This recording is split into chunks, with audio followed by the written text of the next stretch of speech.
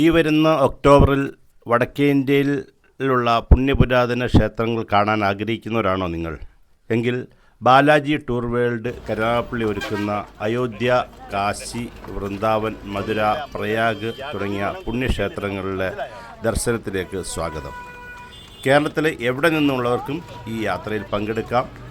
ഹിന്ദി ഭാഷ വശമില്ലാത്തവർക്കും അതുപോലെ തന്നെ പ്രായമായവർക്കും പ്രത്യേക പരിഗണന കൊടുത്ത് വളരെ ശാന്തിയോടും സമാധാനത്തോടും കൂടി ദർശനം കഴിഞ്ഞ് മടങ്ങി വരുന്നൊരു യാത്രയാണ് ബാലാജി ഒരുക്കിയിരിക്കുന്നത്.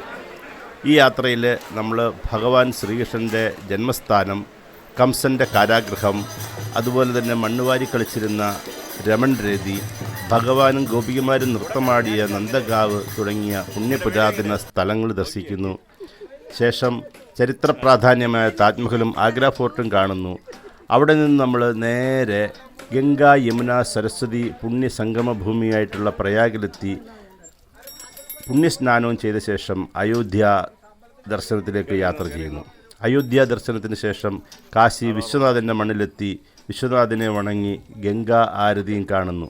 അവിടെ മണികർണിക ഘാട്ട്, 84 ഘാട്ടുകൾ, കാലഭൈരവ ക്ഷേത്രം, അന്നപൂർണേശ്വരി ക്ഷേത്രം തുടങ്ങി നിരവധി ചരിത്ര പ്രാധാന്യമുള്ള പുണ്യപുരാതന ക്ഷേത്രങ്ങളുടെ ദർശനം കഴിഞ്ഞ് നിങ്ങൾക്ക് വളരെ സന്തോഷമായിട്ടും സമാധാനമായിട്ടും ഒരുപിടി നല്ല ഓർമ്മകളുമായിട്ടും കേരളത്തിലേക്ക് തിരിച്ചെത്താം.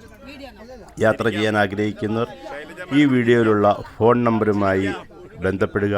നിങ്ങൾക്ക് വേണ്ടുന്ന എല്ലാ സൗകര്യങ്ങളും ബാലാജി ഒരുക്കിയിട്ടുണ്ട്. നമസ്തേ.